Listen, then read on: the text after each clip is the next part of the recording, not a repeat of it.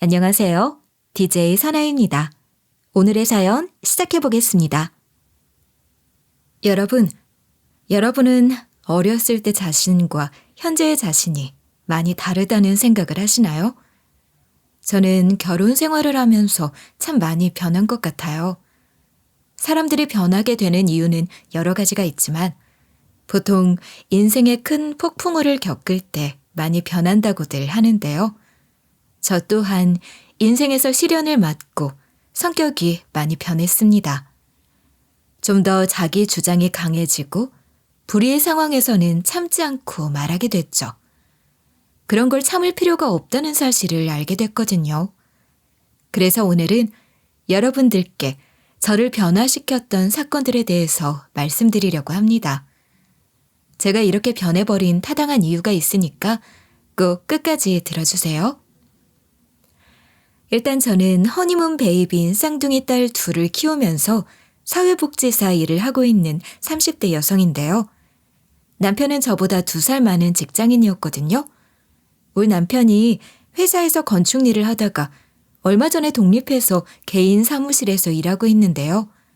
그러니까 직장으로 일하다가 자리를 못 잡으니 일이 들어오면 들어오는 대로 하게 되는 프리랜서가 되어버린 거죠. 우리 남편은 4남매 중에서 막내인데 우리가 시모를 모시고 살게 됐어요. 보통 장남이나 장녀가 모시는데 남편이 자리도 잡지 못한 마당에 왜 우리가 어머님을 모시게 됐냐고요? 우선 시댁 식구들 중에서 어렵게 사는 사람들이 단 한 명도 없는데 남편네 남매들이 대충 어떻게 구성되어 있는지 알려드릴게요. 첫째 큰신우, 둘째 셋째 아주버님, 그리고 막내가 남편이에요. 그런데 남편이 평소처럼 사무실로 출근한 다음에 저녁쯤에 퇴근을 했거든요. 시어머니께서 남편 사무실을 찾아왔다고 하면서 남편이 이런 이야기를 해주는 거예요. 엄마가 치매 초기 진단을 받았대. 엄마한테 찾아온 치매가 더 심해지기 전에 첫째 누나, 둘째 형, 셋째 형까지 찾아가서 같이 살 수 있을지 물어보고 다녔다고 하더라. 엄마가 그러는데 4명 중 1명이 자기를 돌봐줬으면 좋겠대.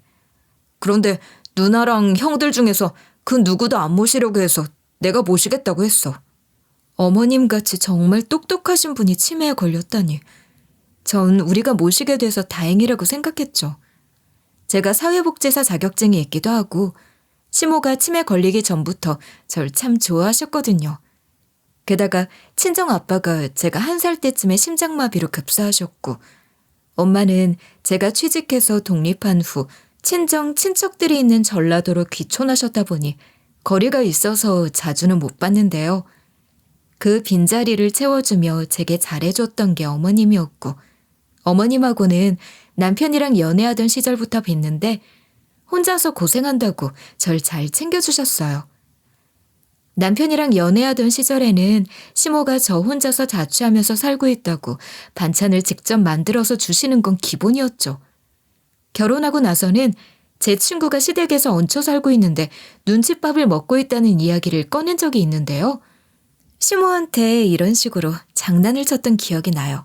어머님, 제 친구는 자리에 앉아있으면 제일 젊은 애가 엉덩이 붙이고 앉아있는다고 꼽을 준대요. 친구는 명절날이나 생일 같은 날에 발에 불나게 움직인다고 하던데 어머님은 저 시집살이 안 시키시나요? 어머님이 좋아서 한 장난인데 시모는 진지하시더라고요. 시어머니께서 제 얼굴을 막 쓰다듬으면서 이러시는 거예요. 아이고 요거사, 내가 니를 어떻게 시집살이를 시켜. 이렇게 예쁜 것을 어떻게 발에 불나게 일을 시키겠니? 보기만 해도 아까운 내 딸 같은 것인데. 시모가 절 너무 애틋하게 바라보시면서 말씀하시는데 이때 순간 울컥해서 눈물이 나올 뻔했어요. 어머님이 이 정도로만 저를 예뻐하신 줄 아세요? 제가 열이 나서 알아 누웠을 때도 집으로 찾아오셔서 청소해 주시고 죽도 끓여 주셨어요. 그날 남편이 출장 가 있어서 없었는데 제가 식은땀을 흘리면서 자고 있으니까 따뜻한 물수건으로 전부 다 닦아주고 얼음 찜질까지 해주시는 거예요. 열이 좀 내린 다음에 잠에서 깨어나자 시모가 정말 절 안쓰러운 눈빛으로 쳐다보면서 이러던 게 아직도 기억나네요. 아가, 몸은 좀 어떠냐? 아직도 열나는 것 같아? 아직은 빈속일 텐데 뭐라도 좀 먹고 약을 좀 먹어봐라.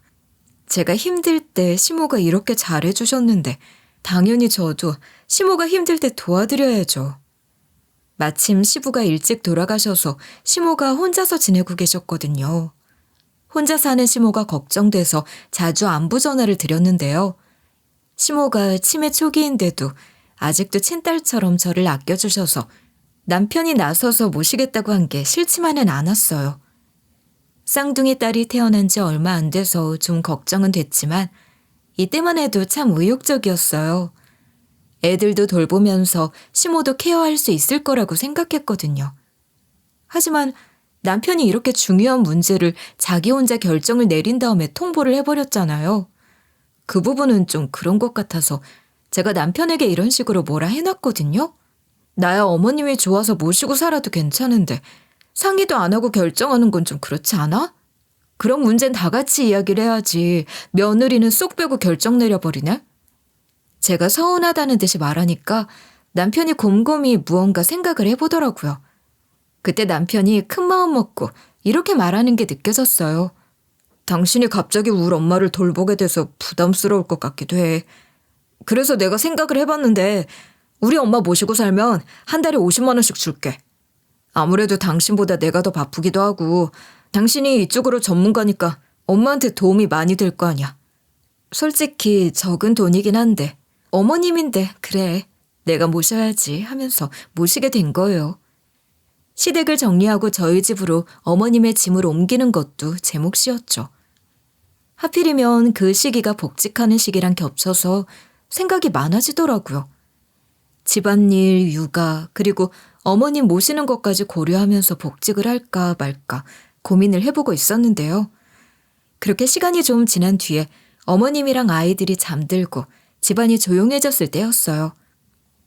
부엌에서 설거지를 마치고 소파에 남편과 나란히 앉게 됐는데요. 드디어 복직할 때가 다가와서 오랜 시간 고민했던 일을 말할 때가 된 거죠. 남편이 피곤한 얼굴로 소파에 앉아 TV를 보고 있길래 잠시 숨을 고르고 나서 조심스럽게 입을 열었어요. 여보, 나 할 말이 있어. 사실 복직하지 않기로 결심했어. 내가 이제 어머님까지 돌보게 됐으니까 일하면서 아이들까지 돌보는 게 너무 힘들 것 같아. 내가 육아휴직을 연장할 수 있는 상황도 아니고 시어머니를 돌보면서 아이들도 챙기려면 내가 집에 있어야 할 것 같아. 제가 이렇게 말하니까 남편도 잠시 생각에 잠긴 것 같더라고요. 남편이 커리어를 안 쌓아도 되냐, 경력이 끊기는 거 아니냐 이런 말로 걱정을 하는 거예요. 저도 물론 걱정한 부분이라서 남편한테 이렇게 이야기했죠. 맞아. 나도 그것 때문에 고민 많이 했어. 하지만 지금 상황에서는 가족이 최우선이야. 아이들도 아직 어리고 어머님도 치매에 걸리셔서 옆에서 계속 돌봐드려야 하잖아. 내가 전업주부로 지내면서 이 모든 걸 감당하는 게 가장 현실적인 선택인 것 같아. 그날 밤 남편과 전 앞으로의 계획을 세우면서 많은 대화를 나누었어요. 그렇게 저는 사표를 내기로 했고 제가 전업주부가 되더라도 남편이 어머님을 돌볼 때 더 많이 도와주기로 했죠. 그리고 주말에는 아이들과 더 많은 시간을 보내겠다고 약속했는데요. 다음 날 아침 센터에 사직서를 제출하기 위해 준비를 했어요. 남편이 아이들을 챙겨 학교에 데려다주고 시어머니의 약을 챙겨드리는 일을 도와주었는데요. 남편이 도와준 덕분에 조금 더 마음 편하게 센터로 향할 수 있었어요. 센터에 도착해서 부장님에게 사직 의사를 전하고 나니 마음 한구석이 홀가분해졌어요. 경력을 포기하는 일이 쉽지 않았지만 제가 사직서를 내는 게 지금 이 순간 가족을 위해 제가 할 수 있는 최선의 선택이었으니까요. 원래 시모 치매만 아니었으면 육아휴직하면서 애 보다가 복직했겠지만 치매 노인까지 있는 이상 다니기 힘들 것 같더라고요. 그렇게 저는 전업주부로 있게 됐어요. 집에서 시모랑 아이들을 케어하게 된 거죠. 제가 치매 노인을 많이 봐왔어서 애가 셋이라고 생각하면서 돌봐드리려고 했어요. 다행히 어머님은 착한 치매였는데요. 올 남편은 저보다 2살 많았고 늦둥이인데다가 큰형님이랑 나이 차이가 많이 나서 이 당시 시모가 70대 중반 정도 되셨을 때였어요. 치매라고 해서 좀 걱정했는데 평소 요실금이 심했지만 심장질환으로 수술을 할 수 없어 우울해하시는 것 말고는 생활에서 치매로 인한 큰 어려움이 없었어요. 시모가 친 사고는 딱 2번밖에 없었죠. 어느 날 현관문이 닫히는 소리가 들려서 잠에서 깬 거예요. 왠지 모르게 안 좋은 예감이 들어서 핸드폰 시계를 확인해 봤어요. 그런데 새벽 3시인 거예요. 혹시나 하는 마음에 방 밖으로 나가서 시모를 불러봤는데요. 시모가 계시는 방문을 열어봤는데도 아무도 없고 화장실에도 아무도 없는 거예요. 아, 밖으로 나가셨구나 하는 생각이 들어서 바로 엘리베이터를 타고 내려갔어요. 아파트 현관으로 나와서 10여 미터 정도 지나니까 시모가 아파트 화단에 앉아 있는 거예요. 여름이라 다행이지 겨울이었으면 어떻게 됐을까. 지금 생각해봐도 아찔하네요. 그래서 제가 남편이랑 의논한 끝에 업자를 불러서 현관문에 장치를 설치하게 됐죠. 집안에서 전자키로 열지 않고는 열리지 않는 장치를 하게 된 거예요. 그 후로 시모는 밤중에 혼자서 나갈 수도 없게 됐고 집에서는 어떤 사고도 치지 않으셨어요. 근데 저도 처음엔 애 보면서 시모도 돌볼 수 있을 줄 알았는데 점점 너무 힘들어지더라고요. 아무리 시모가 착한 치매라도 힘든 건 힘든 거였어요. 솔직히 제가 24시간 내내 애들 돌보고 시모 모시기 너무 버거웠거든요. 그런데 제가 또 알아보니까 영세 어린이집이라고 해서 0세나 1세 아이들을 보낼 수 있는 어린이집이 있더라고요. 거기로 애들을 보냈더니 좀 살만해졌어요. 그리고 나서 어머님을 모시고 노치원을 다니거나 여러 센터를 다니고 있었는데요. 제가 시모를 엄청 신경 쓰고 있어서 그런지 별 사건이 하나도 없었거든요. 그런데 제가 힘들게 고생하면 뭐 하나요? 주변 사람들이 사고를 그렇게 치더라고요. 어느 날 아침 큰 신우한테 전화가 와서 받아봤거든요. 형님이 웬일로 이런 제안을 다 해주시는 거예요. 이번 주말에 다들 제주도에 가기로 했는데 같이 가자. 어머님 치매가 더 심해지기 전에 좋은 곳을 보여드리고 싶어. 같이 갈 수 있지? 형님이 뭔가를 같이 하자고 한 적이 처음이라서 저절로 웃음꽃이 피는 거예요. 다들 어머님 돌보는 걸 거절했다고 해도 내심 어머님을 걱정하고 있구나 싶었는데요. 주말이 다가오자 가족 모두가 제주도 여행 준비로 바빠졌어요. 아이들은 너무 어려서 친정에 맡기고 저는 어머님에게 필요한 약과 옷가지를 챙겼죠. 남편은 여행 계획을 꼼꼼히 점검하면서 큰 신우와 아주버님들과 연락을 주고받고 있었어요. 출발 당일 아침, 저희 가족은 이른 시간부터 분주했죠. 어머님이 애들처럼 너무 좋아하시더라고요. 남편이 어머님을 자동차 뒷좌석에 앉혀서 안전벨트를 체크한 다음에 차에 짐을 실었는데요. 그렇게 공항 근처 주차장에 차를 세워둔 다음에 짐을 챙기고 공항으로 들어가게 됐어요. 형님과 아주버님들네 가족들까지 전부 다 모여서 서울에서 출발해서 제주도로 가는 비행기에 올랐는데요. 다행히 가는 길이나 여행길에도 별다른 문제가 없었거든요. 여행을 무사히 마치고 비행기를 타러 공항에 오면서부터 문제가 생기기 시작했어요. 그때 하필이면 화장실에 갑자기 가고 싶은 거예요. 남편이 먼저 화장실을 갔을 때라서 어머님을 남편한테 맡길 수 없었어요.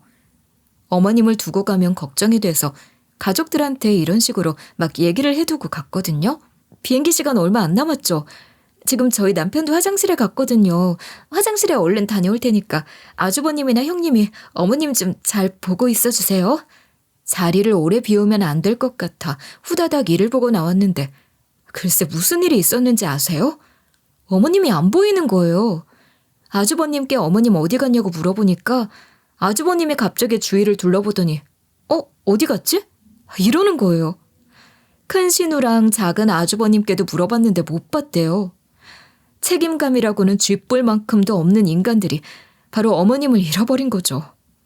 제가 어머님 잃어버린 거냐고 화를 내니까 큰 신우랑 아주버님들이 무슨 남의 이야기 하듯이 서로 책임을 전가하고 있더라고요. 누가 보면 우리 집 식구 잃어버린 게 아니라 남의 집 식구 잃어버린 줄 알겠어요. 제가 그때 너무 화가 난 나머지 형님이고 뭐고 아주버님이고 뭐고 이런 식으로 이야기해버렸어요. 아니 다들 너무하신 거 아니에요? 솔직히 전 시어머니랑 며느리 관계지만 형님이랑 아주버님은 부모하고 자식 관계잖아요. 전 그동안 쉴 틈 없이 어머님 지켜보고 챙겨줘 왔는데 화장실 갔다 오는 그 잠깐을 못 봐요? 이런 식으로 대놓고 뭐라 하니까 다른 식구들은 그래도 양심이라고 있는지 아무 말도 못했거든요. 그런데 아주버님은 어디다가 양심을 팔아먹었는지 정색을 하면서 이러시는 거예요. 그렇게 걱정되면 화장실 갈 때 같이 데리고 가지 그랬어. 재수 씨가 모시기로 했는데 재수 씨가 책임져야지. 이건 누가 봐도 신경 안 쓴 재수 씨 잘못 아니야? 아주버님이 이러는데 너무 어이가 없잖아요. 그래서 제가 아주버님한테 이런 식으로 소리를 빽 질렀죠. 누가 보면 어머님이 울 친정엄마인 줄 알겠네. 어머님 치매 걸렸다고 피할 때부터 알아봤어야 했어. 쓸데없는 헛소리 짓거리지 말고 어머님이나 찾으세요. 제가 이러니까 시댁 식구들이 뭐라 했는지 아세요? 큰 신우랑 다른 아주버님까지 나서서 저한테 삿대질을 하는 거예요. 큰 신우가 이렇게 말하는 거 듣고 정말 얼쩍 없었어요. 말이 너무 심하고 건방지다. 우리 엄마 모시는 게 무슨 벼슬인 줄 아니? 비행기 시간 다 됐으니까 난 가봐야겠다. 올케는 엄마 어디 있는지나 찾아봐. 제주도 좁으니까 금방 찾을 거야. 찾아주면 바로 연락 주고. 이렇게 저한테 찾아달라고 하고 전부 다 가버리더라고요. 남편까지 나서서 큰 신우랑 아주버님들 뒤통수에다 대고 이렇게 소리쳤어요. 형, 누나, 진짜 실망이다. 원래 이런 작자들이었어? 형이랑 누나가 생각하는 가족이란 게 도대체 뭔데? 엄마를 이렇게 방치해놓고 뭐 하는 거야? 이런 식으로 윽박질렀지만 남편 남매 셋이 듣지도 않고 가버리는 거예요. 말도 안 통하는 인간들이랑 대화해봤자 뭐 하겠어요. 일단 시모를 찾는 게 급선무라 저랑 남편만 남아서 어머님을 찾아다녔어요. 그런데 아무리 둘러봐도 어머님이 보이지 않아서 시간이 지나갈수록 불안감은 커져만 갔죠. 남편은 얼굴이 잔뜩 굳어져 있었고 저는 간신히 눈물을 참아내고 있었어요. 남편이랑 제가 공항 구석구석을 샅샅이 뒤지다가 남편은 경찰에게 도움을 요청했고 저는 공항 직원들에게 어머님의 사진을 보여주며 물었어요. 시간이 지나면서 점점 지쳐갔지만 포기할 수는 없었어요. 다행히 공항 한 구석에서 어머님을 발견한 거예요. 어머님이 뭔가 혼란스러워 보이는 표정으로 앉아 계시다가 우리를 보자마자 눈물이 그렁그렁해졌어요. 순간 치매기가 올라와서 길을 잃었다는 어머님의 말을 듣고 가슴이 아파왔죠. 그래서 제가 어머님을 꼭 안아드리면서 이렇게 말씀드렸어요. 괜찮아요, 어머님. 이제 저희가 왔으니까 걱정하지 마세요. 어머님을 안 잃어버렸으면 된 거죠. 이제 집으로 돌아가요. 이런 식으로 다독여드리니까 어머님이 안도하는 듯한 표정을 지으셨어요. 공항에서의 소동이 끝나고 서울행 비행기에 탑승하게 됐는데요. 이번엔 어머님이 안전하게 계신지 계속 확인하며 신경을 썼어요. 비행기가 이륙하자 어머님이 피곤하셨는지 바로 잠에 드셨어요. 남편과 저는 조용히 시어머니를 지켜보며 서울에 도착하길 손꼽아 기다렸죠. 그렇게 서울에 도착한 후 시어머니를 모시고 집으로 돌아갔어요. 집에 도착하자마자 어머님이 너무 편안하게 웃으면서 집이 최고라고 말씀하시더라고요. 저랑 남편이 어머님을 잘 찾아서 서울에 왔다는 생각에 안도의 한숨을 내쉬고 있었어요. 그 뒤로 저 혼자 어머님을 모시고 여행을 가면 같지 다시는 큰 신우나 아주버님들과 여행을 가지 않으려고요. 아니, 아예 연을 끊기로 마음먹었죠. 다른 사람도 아니고 자기 엄마한테 그런 말도 안 되는 짓거리를 하다뇨. 형님이나 아주버님들에게 너무 실망해서 남편에게 이렇게 얘기하고 말았어요. 형님이나 아주버님들한테 다시는 연락하지 말자. 형님이랑 아주버님들이 어머님 남 취급한 것처럼 우리도 생판 모르는 사람처럼 살게. 남편이 저랑 같은 마음이길 바라면서 말한 거였거든요. 다행히 남편도 제가 하는 말에 동감하면서 이러는 거예요. 안 그래도 나도 누나랑 형들한테 실망했어. 다시는 전화나 문자 안 하려고. 난 누나랑 형들이 일하고 애들 돌보느라 엄마 못 모시겠다고 하는 건 이해할 수 있었는데 이렇게 무책임할 줄은 몰랐어. 그 뒤로 여행을 가더라도 우리끼리 가고 우리끼리 잘 지내고 있었는데요. 그런데 이번엔 다른 놈이 저를 배신 때리더라고요. 다른 놈도 아닌 바로 남편 놈이. 피가 어디 안 가나 봐요. 파렴치한 짓들이 어디서 나오나 했는데 인성이 거기서 다 거기 같았어요. 남편이 도대체 무슨 짓을 했길래 그러냐고요? 남편 놈이 바람을 피기 시작한 거예요. 처음엔 저도 몰랐죠. 그런데 남편이 대놓고 문자를 하면서 낄낄거리는 거예요. 순간 이상한 느낌이 들어서 남편한테 이런 식으로 물어봤거든요.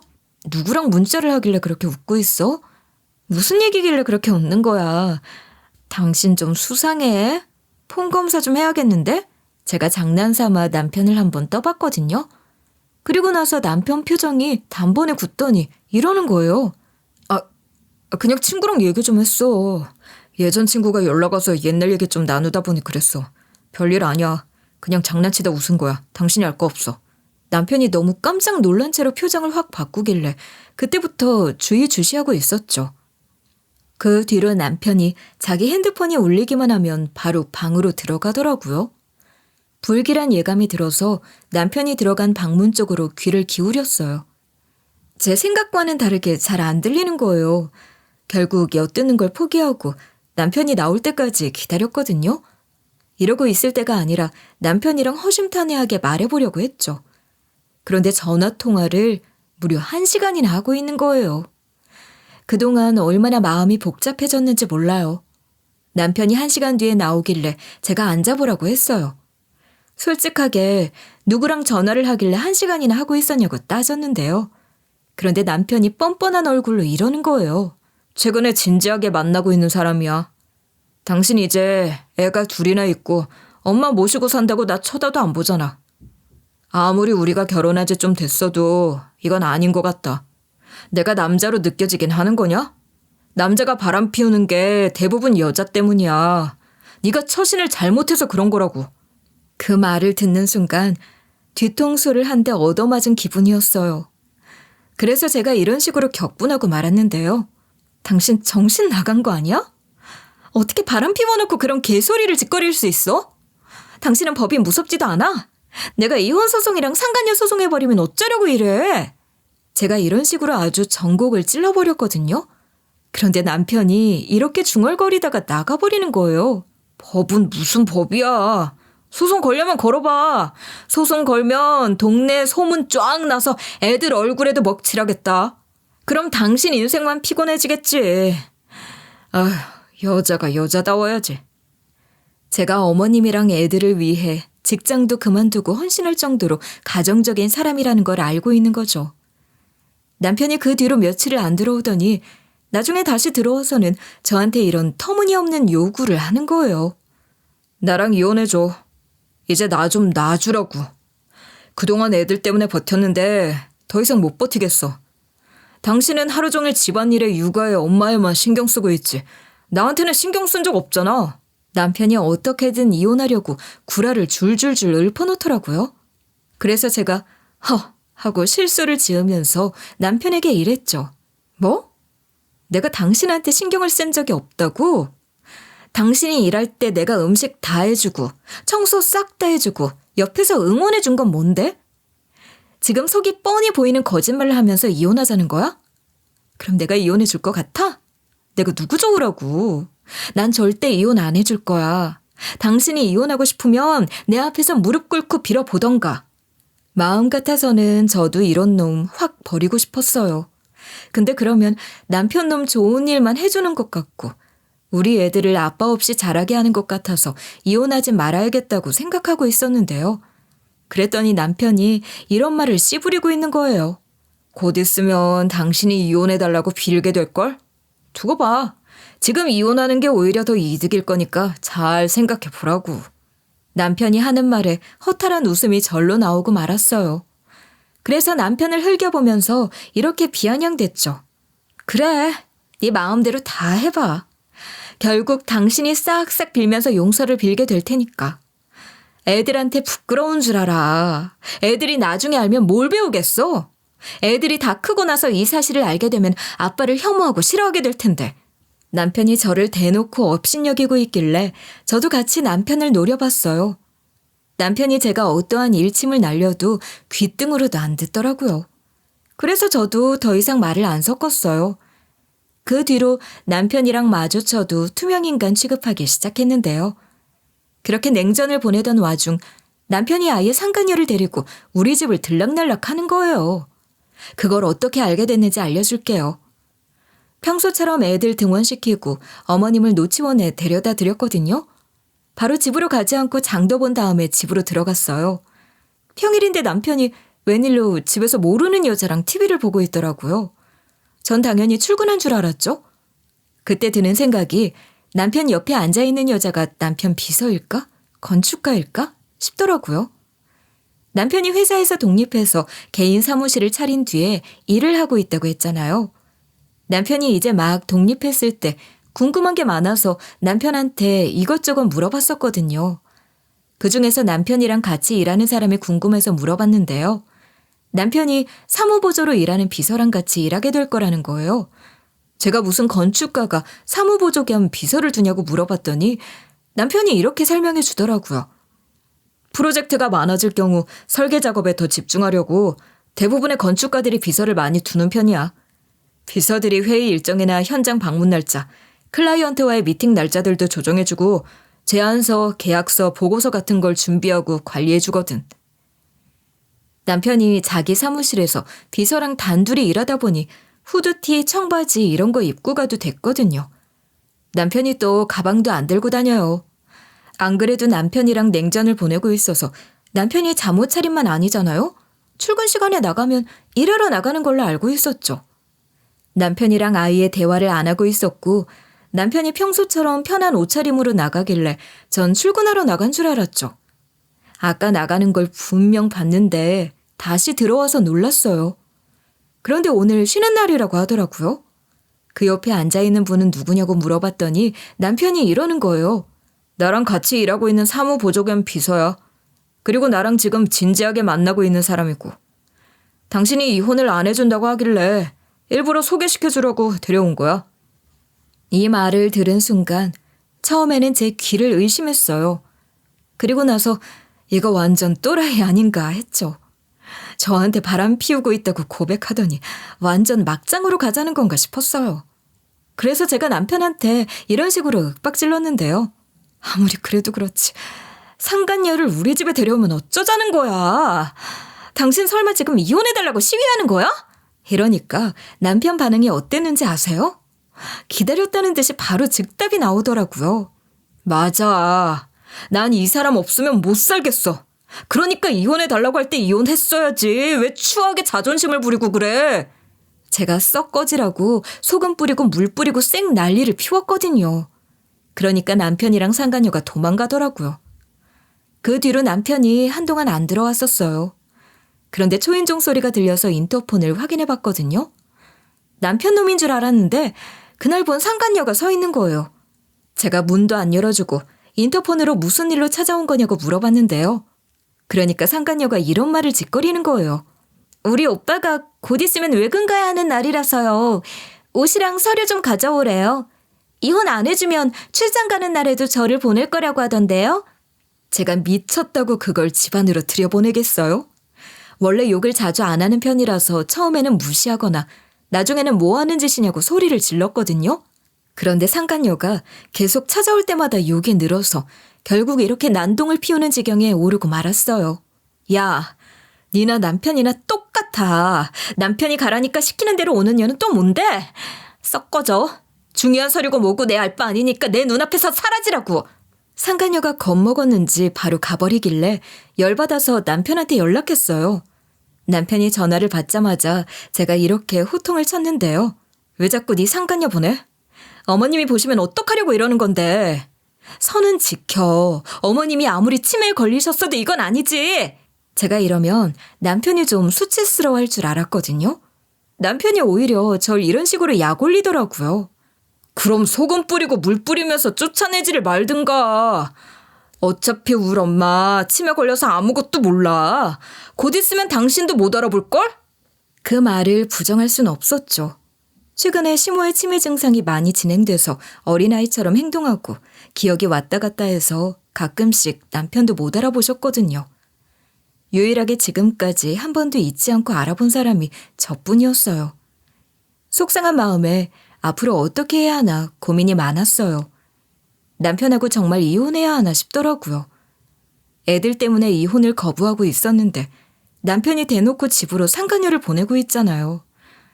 무슨 콩가루 집안도 아니고 상간녀가 버젓이 드나드는 집구석이면 이혼 안 하느니 못한 거예요. 지금이야 아직 애들이 어리긴 하죠. 그 당시 우리 애들이 영세반 어린이집에서 일반 어린이집으로 옮긴 지 얼마 안 됐을 시기였어요.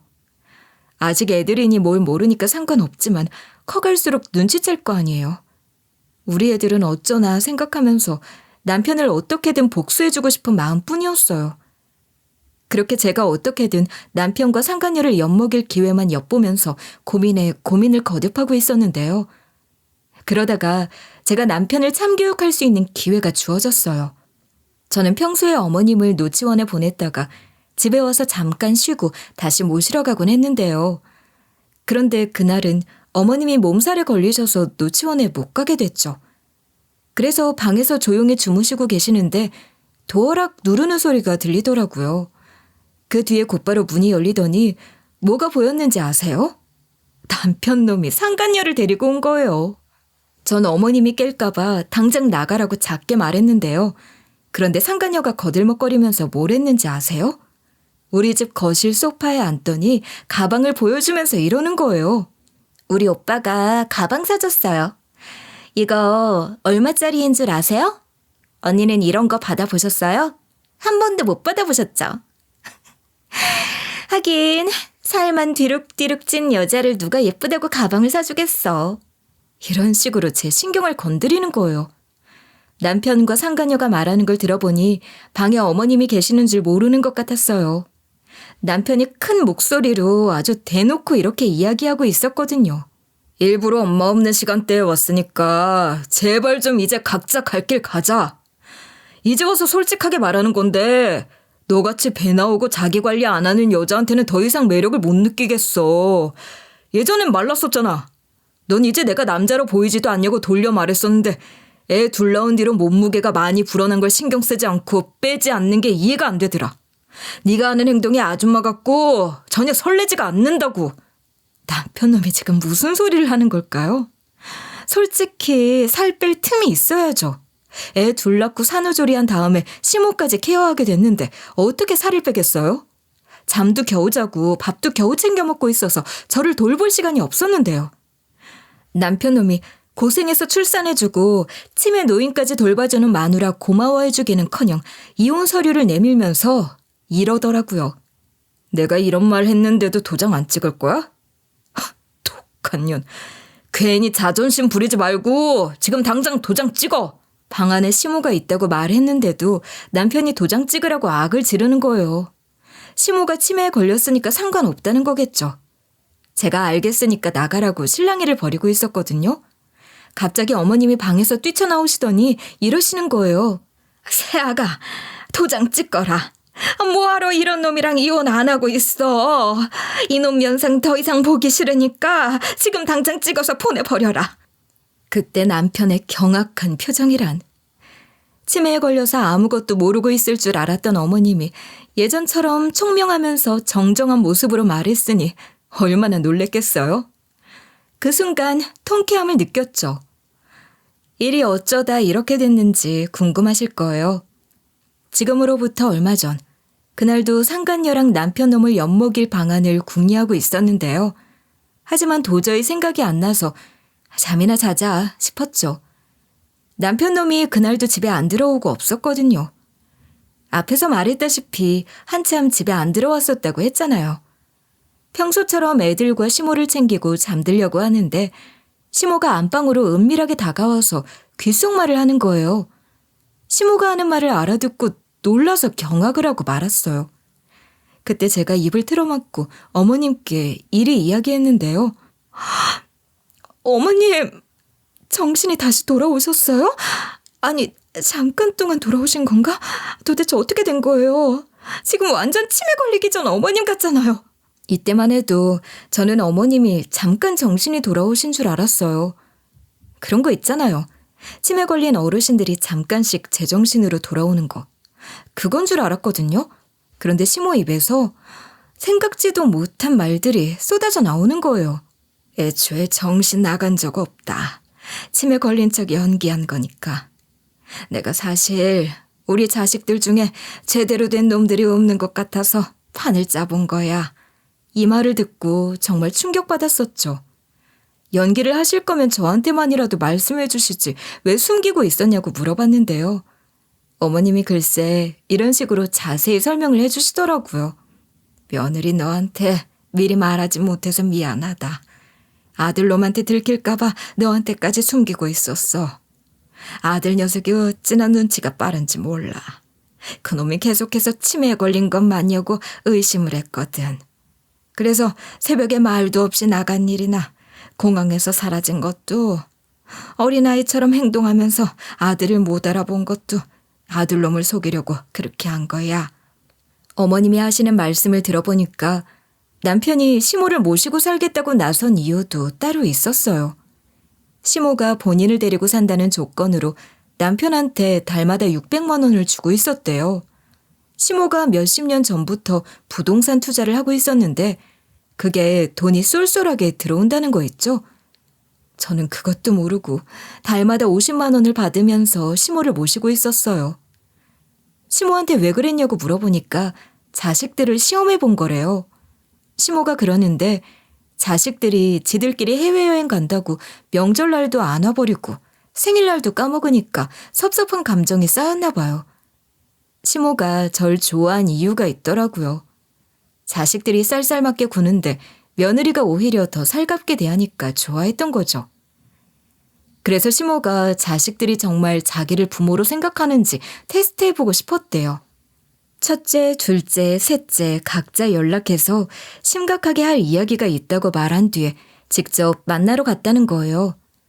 자식들 각자 집으로 가서 치매가 걸렸다고 말하면서 돌봐줄 수 있냐고 물어보셨대요.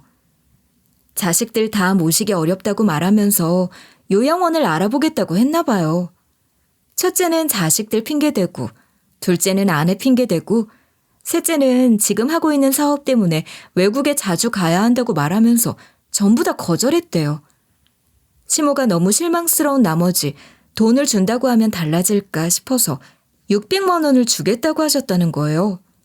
그런데 자식들이 전부 다 어느 정도 돈을 잘 벌어서 그 돈마저도 거절했대요. 그리고 남편한테도 연락해서 진지하게 할 이야기가 있다고 한 거죠. 남편이 사무실로 오라고 하니까 시모가 남편 사무실을 찾아가서 내가 치매에 걸렸다. 600만 원을 줄 테니 돌봐달라고 인성을 확인해 본 거라는 거예요. 남편은 다른 남매들이랑 다르게 사정이 어려워진 상태라서 시모 제안을 받아들인 건데요. 그래놓고 저한테는 말하지도 않고 50만 원만 준 거예요. 그때 시모랑 제가 남편한테 뒤통수를 맞았다며 서로 기가 막혀 했죠. 전 시모한테 진실을 알게 된 후로 남편의 돈줄을 끊어버리는 역대급 복수를 준비하고 있었던 거예요. 남편이 원래 다니던 회사에서 독립해 개인 사무실을 차린 뒤에 일을 하고 있다고 했잖아요. 그 사무실이 월세만 500만 원이래요. 기가 막혔죠. 아니, 이제 사업 시작한다는 사람이 월세 500만 원짜리 사무실을 얻다뇨? 저도 처음엔 남편 사무실이 어디 있는지 대략적으로 들었을 때 거기 월세 비쌀 것 같은데 정말 괜찮은 거야? 라고 물어봤거든요. 근데 남편이 여자가 남편이 하는 일에 간섭하지 말아라. 내가 알아서 다 잘하고 있다고 하길래 기분 나빠서 더 이상 참견을 안 했었어요. 상식적으로 신생 건축사 사무소에서 월세 500을 낼 돈이 있었겠어요? 그걸 어머님이 매달 주는 돈으로 때우고 있었대요. 남편이 독립한 지 좀 됐어도 수입이 거의 없는 상황이었어요. 간신히 직원 월급만 주는 정도? 물론 저도 그동안 사회생활하면서 모아둔 돈이 있었고 남편도 모아둔 돈이랑 퇴직금이 있었으니까 그걸로 버티고 있었어요. 저도 사무실이 자리 잡고 수입이 많이 나기까지 시간이 좀 걸릴 테니까 어느 정도 감안은 하고 있었죠. 그런 와중에 시모만 믿고 사무보조 겸 비서를 뽑은 게 너무 웃겼어요. 허영심만 많아가지고 500짜리 비싼 월세에 비서까지 뽑고 나 참 기가 막혀서 세상에 뭐 이런 놈이 다 있는 걸까요? 어머님이 저랑 같은 생각이 드셨는지 이렇게 사과를 하시더라고요. 저런 놈이랑 갈라서라. 저런 놈을 너랑 결혼시킨 게 너무 미안하다. 아들 저렇게 키운 것도 미안하고 너한테도 솔직하게 말 못한 것도 미안해. 근데 아들 하는 짓거리를 보니 나도 더 이상 가만히 있을 수 없었어. 어머님이 이러시면서 애들 때문에 이혼 못하는 거면 집안일 육아를 도와주겠다. 금전적으로도 도와주겠다고 하시면서 절 지지해 주셔서 이혼을 하겠다고 했어요. 남편이 상황 파악을 못하고 있길래 제가 거기서 이런 식으로 설명을 쭉 해줬죠. 사실 어머님이 당신 시험해보려고 치매 걸린 척 연기한 거고 600만 원이라는 돈까지 내건 거야. 근데 이제 당신 본 모습을 알게 됐으니 어머님이 앞으로 600만 원을 안 줄 거라고.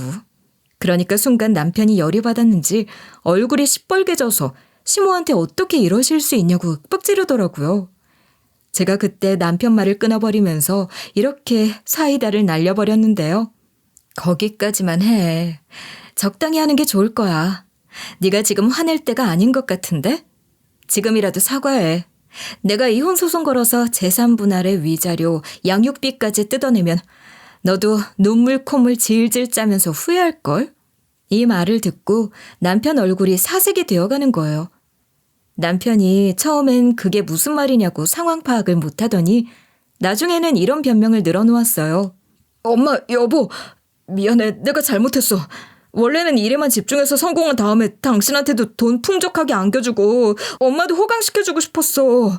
근데 일을 하다 보니까 사무보조겸 비서가 필요해져서 뽑았는데 젊고 예쁜 애한테 홀려서 일이 이렇게 된 거야. 이게 다 제가 날 유혹한 것 때문에 이렇게 된 거니까 제발 용서해 주라. 남편이 이렇게 빌빌거리고 있으니까 얼적이 없었는데요. 상간녀가 그 말을 듣고 당황스러워하면서 이러더라고요. 오빠, 갑자기 왜 이래? 오빠 원래 이런 사람이었어? 지금 와이프랑 이혼하고 나랑 재혼하겠다며. 돈 많은 줄 알았더니 사무실 월세 500만 원도 오빠 엄마가 내준 거였어? 상간녀가 남편한테 말 좀 해보라고 하면서 막 팔을 잡아당겼거든요. 남편이 그런 상간녀 팔을 뿌리치면서 개무시를 하더니 저랑 시모 쪽으로 넙죽 엎드리면서 이러는 거예요. 엄마가 주는 600만 원이 없으면 당장 다음 달 월세도 못 내니까 제발 한 번만 봐줘. 수입도 별로 없어서 간신히 상간녀 월급 좀 주고 나면 남는 것도 없어. 근데 600만 원을 뺏어간다는 건 나보고 거지로 살라는 소리잖아. 이렇게 말하면서 잘못했다, 용서해달라, 미안하다고 하는 거예요. 시모가 그 말을 듣고 이런 식으로 역정을 내셨어요. 아내 배신하고 지 엄마 등골 빨아먹는 파렴치한 놈 봐줄 생각 없다. 네 호적에서 파버릴 거니까 그렇게 알아라. 너는 우리 집안 사람 아니야. 그러면서 남편 머리채를 잡고 휙휙 팔을 휘두르더라고요. 상간녀가 그 와중에 재수 온 붙었다고 궁시렁거리면서 나가려고 하길래 제가 머리채를 잡아버렸어요. 시모는 남편 머리채 잡고 있지. 전 상간녀 머리채 잡고 있지. 우리가 고소할 거라고 하니까 년놈들 모두 변호사 선임할 돈 없다고 하면서 제발 한 번만 봐달라고 하는 거예요. 그렇게 남편이랑 상간녀 실컷 농락해준 다음에 썩 꺼지라고 했어요. 고소장 날라갈 테니까 기다리고 있으라고 했거든요. 그런데 이것들이 안 나가려고 하는 거예요. 시모가 무선 청소기를 들고 둘한테 덤비니까 그제야 허둥지둥 나가더라고요. 그 뒤로 남편이랑 상간녀한테 이혼소송이랑 상간녀 소송 걸어서 제대로 참교육을 해줬죠. 당연히 제가 둘 다 승소하게 돼서 재산 분할 확실하게 한 다음에 위자료, 양육비 꼼꼼하게 받아냈어요. 그렇게 시모에게 신임을 얻어 남편이랑 이혼하게 됐는데요. 어머님이 전 남편한테 주기로 했던 돈 600만 원을 매달 받게 됐어요. 애들 키우면서 전 시모가 된 어머님을 보살피고 있죠. 아이들도 전 시모랑 같이 사는 걸 참 좋아했어요. 전 시모도 애들을 참 예뻐해 주시고 잘 돌봐주셔서 최근에 다시 복직해서 센터를 다니고 있는데요. 그날도 평소처럼 센터로 출근했다가 퇴근한 다음에 집으로 돌아왔거든요. 근데 전 시모가 기가 막힌 소식을 알려주더라고요. 전 남편한테 전화가 왔대요. 이혼했지만 애들도 있고 양육비도 받아야 하니까 우리 둘 다 연락처를 차단하지 못하고 있었거든요. 전 남편 말로는 저한테도 연락을 했었대요. 핸드폰을 확인해 보니까 전화 가능해? 라고 문자가 오긴 했더라고요. 그런데 제가 문자 확인을 잘 안 하는 편이라서 문자가 몇백 통씩 쌓여 있거든요. 그래서 온지도 몰랐어요. 제가 전화를 안 받으니까 전 남편이 전시모한테 전화해서 도와달라고 사정을 했나 봐요. 이번엔 무슨 이야기를 하면서 도와달라고 사정했냐고 물어봤거든요. 전 남편이 글쎄 전시모한테 이런 이야기까지 전부 다 해줬대요. 엄마, 내가 아내 버리고 젊은 애랑 사귀다가 개털이 되니까 걔가 도망가 버리더라. 월세 낼 돈 없어서 사무실도 정리했어. 와이프랑 이혼하면서 재산 분할하고 위자료를 주긴 했어도 남은 돈이 있었거든. 근데 그 돈이 너무 터무니없이 적으니까 그 돈으로 회생해보려고 코인을 했어. 망한 상황을 투자로 되돌려보려고 했는데 그 돈마저도 투자를 잘못해서 아작이 나버린 거야. 전 남편 놈이 이런 식으로 자기 근황을 알려주면서 전시모한테 도와달라고 징징댔어요. 하지만 전시모가 그런 전 남편에게 이런 직언을 날려줬다고 하죠. 이 미친놈아, 제발 사람 좀 되라. 언제까지 그렇게 살려고 그래? 니는 도와줘 봤자 상황 괜찮아지면 애미고 뭐고 다 버리고 처자식도 내팽개칠 놈이다.